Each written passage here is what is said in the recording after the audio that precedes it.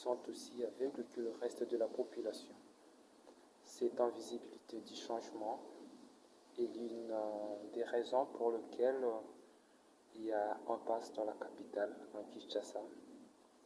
Il y a deux positions extrêmement conflictuelles qui sont adoptées dans la capitale de notre pays et dans celle d'autres nations dans le monde. Nos dirigeants sont incapables de voir le changement. Ils ne peuvent que se voir les uns les autres. Et donc, ils s'attaquent mutuellement au lieu de s'attaquer aux problèmes. Aujourd'hui, nos dirigeants nous font beaucoup de promesses. Ils nous promettent de créer davantage d'emplois, offrir des programmes de perfectionnement aux travailleurs, investir dans les projets d'infrastructure qui créeront des emplois, relever les standards aux tests d'évaluation, de manière à ce que nos enfants puissent évoluer dans une économie de plus en plus mondialisée, garder nos enfants plus longtemps à l'école, mettre davantage d'accent sur les enseignements des mathématiques et des sciences dans nos écoles, aussi le salaire minimum, voilà, imposer davantage des entreprises et réduire l'impôt sur le bénéfice des sociétés. D'autres programmes politiques, promesses et idées dans l'espoir de nous prouver, à vous et à moi, qu'ils savent ce qu'ils font, qu'ils ont un plan et qu'ils nous feront sortir de ce marasme. Toutefois, dans la réalité, un grand nombre d'entre eux ne sont que l'aveugle qui quitte l'aveugle. Pour acquérir cette habileté à voir les changements qui sont invisibles et le défi que nous devons relever à l'heure de la formation. Apprendre et à voir l'invisible. Votre seconde chance dans la vie pourra bien dépendre de votre habileté à apprendre à voir dans l'invisible. Et pourquoi doit-on apprendre et à voir dans l'invisible? Parce que l'avenir appartient à ceux qui peuvent voir l'invisible. Il appartient à ceux dans l'esprit de percevoir ce qu'ils ne peuvent pas voir.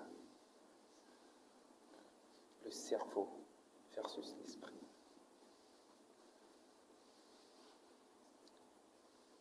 Soyez plus visionnaires que la majeure partie de la population. Il appartient au cerveau humain de voir les choses visibles et à l'esprit de voir les choses qui sont invisibles. Nous utilisons notre cerveau pour voir des objets concrets et nous utilisons notre esprit pour voir l'invisible.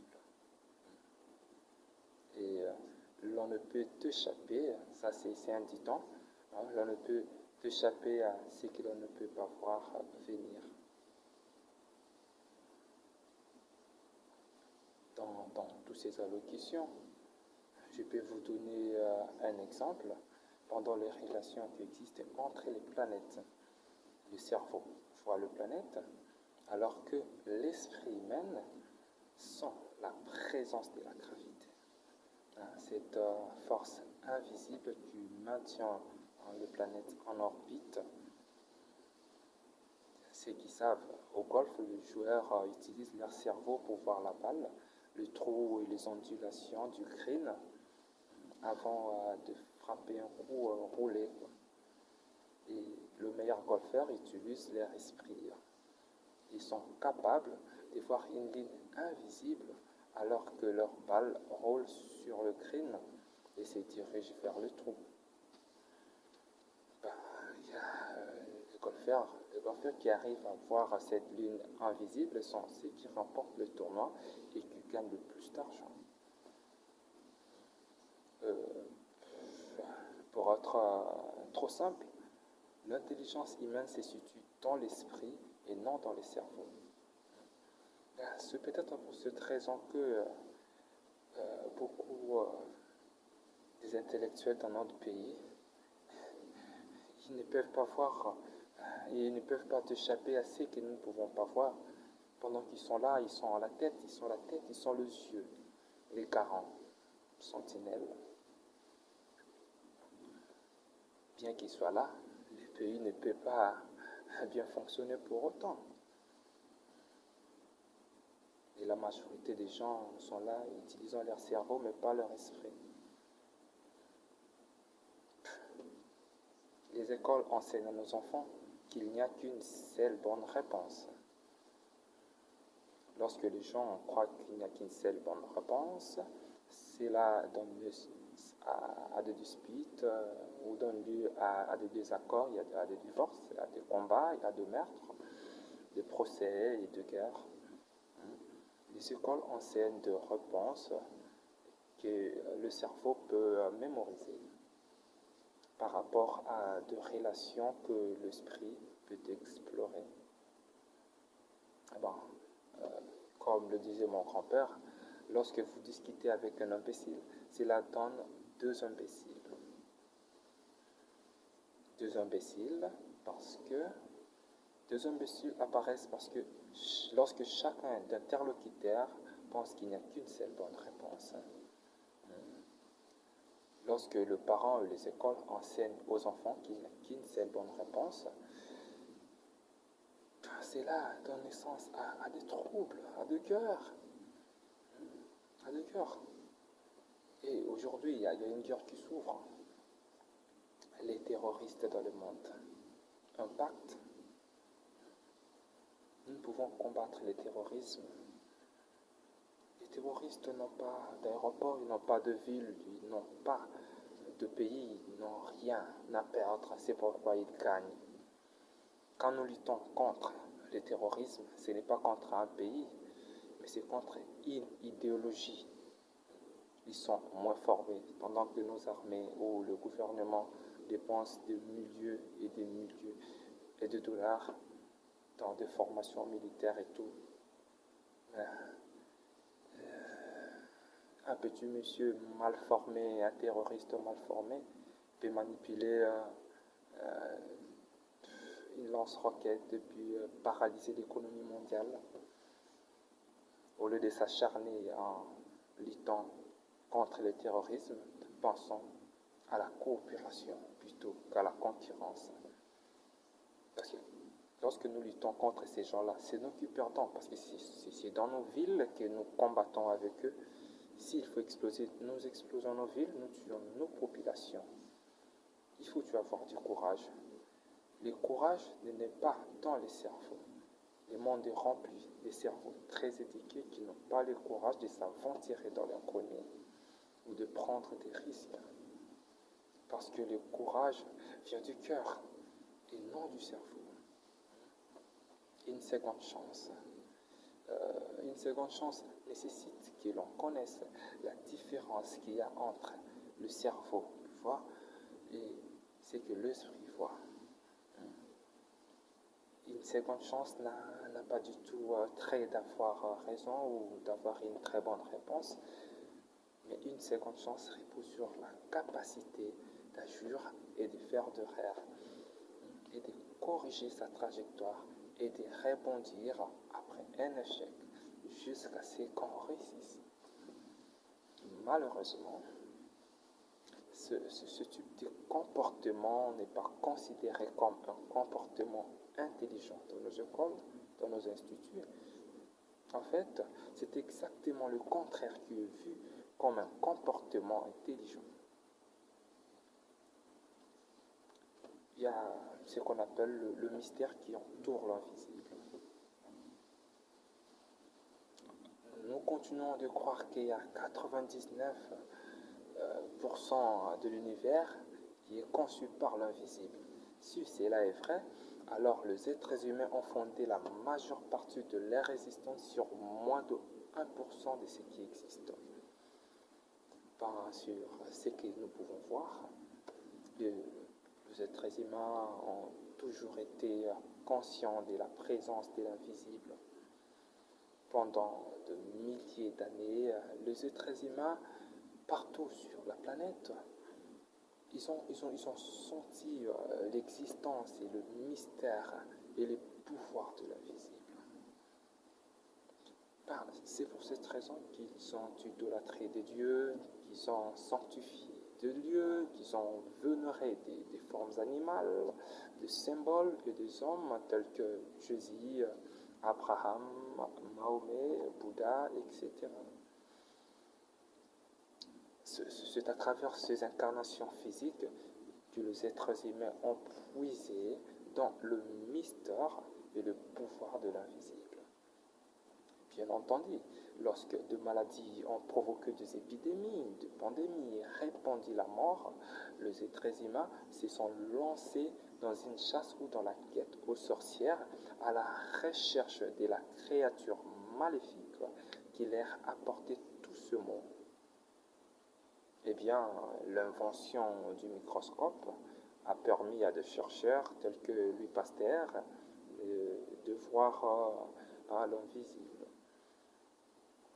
Le microbe et les bactéries qui tuent les gens en opposition aux sorcières et aux autres forces du mal. Bien entendu, la chasse aux sorcières des temps modernes. De nos jours, il existe une chasse aux sorcières ou une chasse aux sorcières financières. C'est ce qu'on appelle la lutte des classes. De nombreux individus veulent croire que ce sont les riches qui font qu'ils sont de plus en plus pauvres. Bien qu'il y ait effectivement des sorciers riches, des gens qui ont commis des crimes contre leur père, la plupart des gens riches ont fait de bonnes choses qui les ont enrichis. Pendant la Révolution française, il ne faut pas oublier, c'est une période, c'est la période qui a rendu la plus célèbre la guillotine. Les pauvres ont décapité les têtes des gens dans des familles royales, dont Marie-Antoinette. Les pauvres ont également fait rouler la tête d'entrepreneurs, d'innovateurs, de preneurs de risques, des créateurs d'emplois, des gens qui représentaient l'avenir de l'économie française. C'est ce qui arrive lorsque l'écart entre les riches et le reste de la population devient trop grand.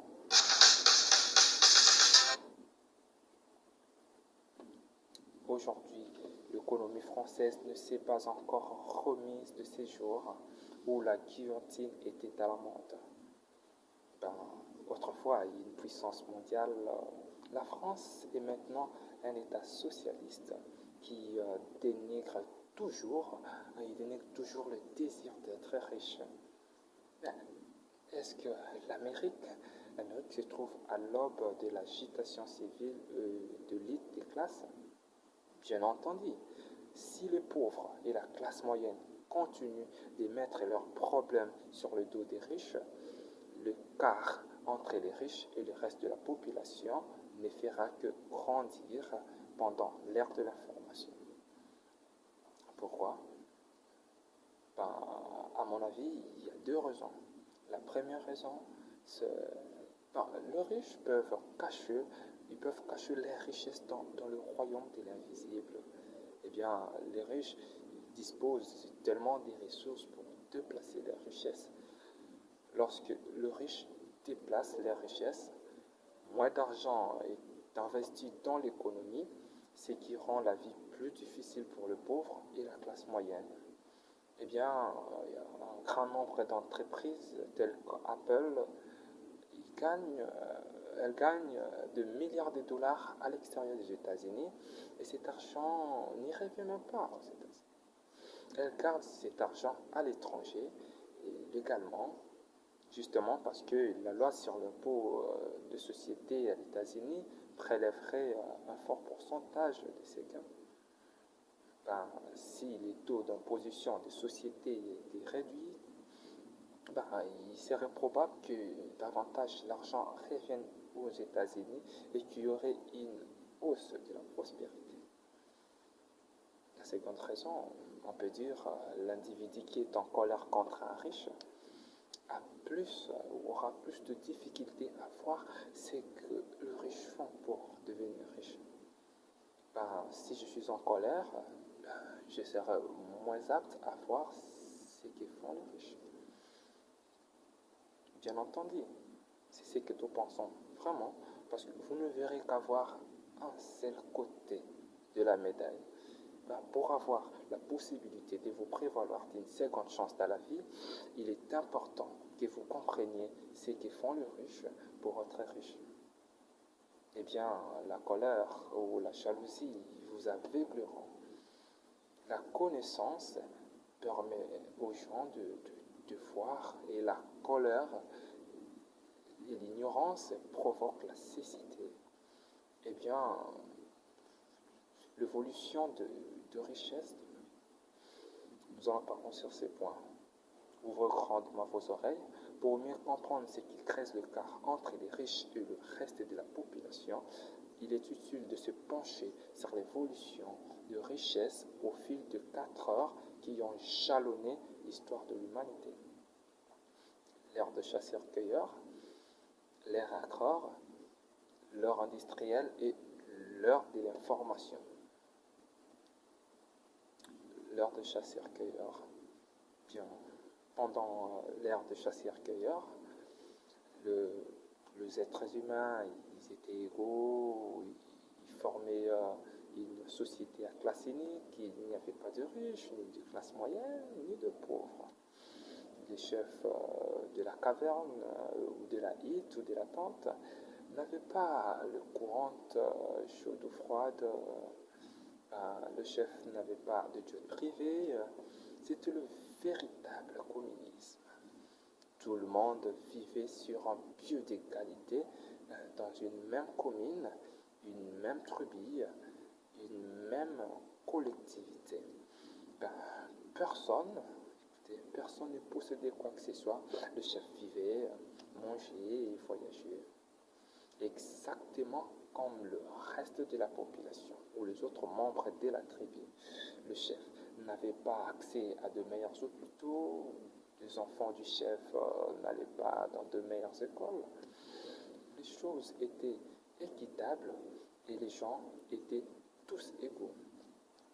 Bien, lorsque la nourriture ou le gibier se faisait rare, ou que les conditions climatiques changeaient, ils déménageaient tout simplement. La terre n'avait aucune valeur. Eh bien, l'ère agraire. L'ère agraire a commencé, c'était lorsque les êtres humains ont domestiqué des animaux et ont sémencé la terre. Bien, cette dernière a pris de la valeur et une société formée de 2 classes, là où 2 classes est née, le riche et le pauvre. Donc, ceux qui possédaient un lot de terre et ceux qui n'en possédaient pas.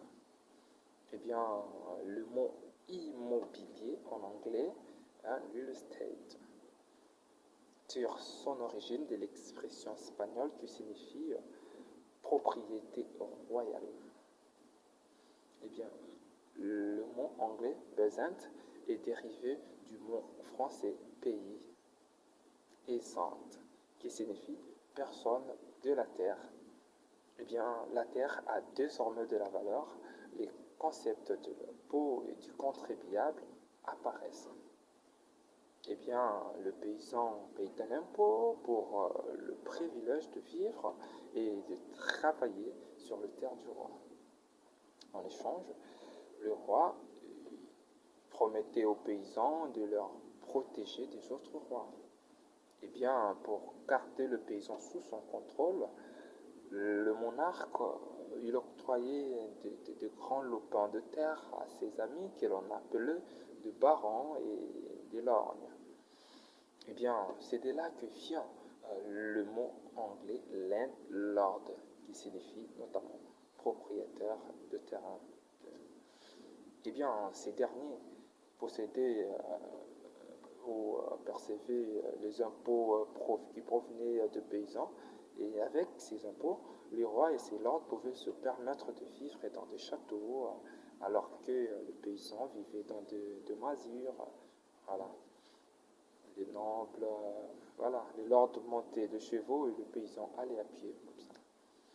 Eh bien entendu, en temps de guerre, les lords rassemblaient ces paysans, les rachetaient des armes, les entraînaient et puis les envoyaient au combat, où ils s'ébattaient pour protéger la propriété des riches. Eh bien, l'ère agraire a marqué la naissance d'une société formée de deux classes. Eh bien, il y a les riches et il y a les pauvres, le noble et le paysan. C'est comme ça. Alors, à l'ère agraire, les nobles étaient riches et le paysan, il travaillait dur, il payait des impôts et se battait dans les armes du roi dans ce guerre ou dans la conquête du territoire. La situation n'a guère changé depuis. Eh bien, l'ère industrielle. L'ère industrielle, l'ère industrielle a inauguré une société formée de trois classes. Le riche, la classe moyenne et le pauvre. Donc, à l'ère industrielle, il y a eu un nouveau type de terre qui a pris de la valeur, tandis qu'à l'ère agraire, seule le terre fertile avait de la valeur. À l'ère industrielle, le terre agricole n'était pas nécessaire pour ériger des usines, et c'est pourquoi Henry Ford a choisi une région au sol rocher, moins coûteux et non fertile, qui est devenue Détroit pour construire ses usines d'assemblage automobile. Eh bien, c'est autour de ces usines qui se sont développés les banlieues en britant la classe moyenne, à mesure que ces individus devenaient propriétaires des lords de leur propre château. Eh bien, de leur maison, tant dire. Alors que l'industrialisation prenait le pas sur l'agriculture, le roi et les lords, ils ont commencé à vendre de parcelles de la propriété royale, devenant de banquiers et offrant des hypothèques aux individus appartenant à la classe moyenne, et bien, afin qu'ils puissent faire l'acquisition de terrain. Alors, aujourd'hui, le paiement hypothécaire représente la plus importante dépense. Eh bien, le pauvre continuait à verser un loyer aux propriétaires de la terre sur laquelle il vivait. Eh bien, l'ère industrielle a donné naissance à une nouvelle forme de noblesse représentée par les banquiers et les industriels. Quelques banquiers industriels américains ambitieux ont été bientôt connus sous le nom, de barons voleurs, c'est comme ça que ça s'appelait, puisqu'un article de Wikipédia en offre la description suivante. Eh bien, dans les critiques sociales, la documentation économique, le baron voleur est devenu une expression désobligeante désignant l'homme d'affaires américain riche et puissant du XIXe siècle. Eh bien, le magazine du Atlantic Monthly en fait mention dans son numéro du mois d'août. Eh bien, à la fin des années 1800, l'expression s'applique sur ou à tout homme d'affaires qui adopte des pratiques assimilables à des exploitations pour s'enrichir. Eh bien, parmi ces pratiques, nous comptons le contrôle des ressources nationales, une influence âpre du gouvernement, le versement des salaires ridiculement bas, l'acquisition de concurrents dans le but de créer des monopoles et de hausser le prix et de manœuvres pour vendre des actions à prix fort des investisseurs crédules et d'une manière qu'elle est vraiment forte pour détruire l'entreprise, appauvrissant en même temps les investisseurs. Les gens veulent croire que la cupidité s'est accentué de façon exponentielle pendant l'ère industrielle. La cupidité et l'ambition ont pris de l'ampleur parce que la capacité des pauvres à devenir extrêmement riches a considérablement augmenté pendant l'ère industrielle. Eh bien, un grand nombre de parents volaires, ils ont d'abord été pauvres pour ensuite devenir plus riches que de nombreux rois et reines de l'ère agraire. Eh bien, merci beaucoup. À tout à l'heure, j'ai aussi fait cette petite vidéo juste en mémoire de mon article. D'ailleurs, je suis en train de rédiger un article sur la guerre biologique. Et là, je vais vous présenter toutes les armes biologiques et comment les entreprises ou les usines pharmaceutiques fabriquent des épidémies de maladies dans le but de déposséder de leurs richesses, surtout le pays africain. Et notamment à l'est du pays, nous sommes trop souvent menacés. Aujourd'hui, nous parlerons de guerre, vraiment de la guerre biologique ou épidémique. On a des épidémies qui s'abattent dans l'est du pays. Il y a la fièvre jaune, rougeole, il y a le virus Ebola. Vraiment, comment les virus Ebola aujourd'hui voyagent par avion. Donc, cette affaire a démarré depuis les années 1981, je crois, c'était pendant la reine ou avant, quand Thomas Sankara était encore Premier ministre, si j'ai la bonne souvenance. C'était à cette époque-là que les Occidentaux, où on a connu l'expansion excessive des épidémies à l'échelle mondiale. Bien des siècles passés, l'Espagne a été victime d'une épidémie qui a causé la mort de plus de 100 millions d'individus, la grippe agraire, tout ça. Et aujourd'hui, nous parlerons du virus Ebola. Depuis, en fait, il y a eu un bilan 2015 et ces bilans relèvent de 5000 morts, si je m'en souviens bien, pendant que la fièvre jaune a causé plus et plus de... non, si je m'en souviens très bien, donc le rougeole a fait plus de 5000 morts et le virus Ebola, nous sommes dans le 2000 quelque chose, donc depuis le 18 novembre 2018. Donc nous poursuivons. Nous continuons avec des recherches grâce à vous parce que vous êtes là. N'oubliez pas à liker, abonnez-vous sur ma chaîne et que Dieu nous aide vraiment. Nous allons nous battre pour ces pays. Nous continuons dans des recherches et nous vous transmettrons des informations si possible pour sortir ces pays de l'impasse.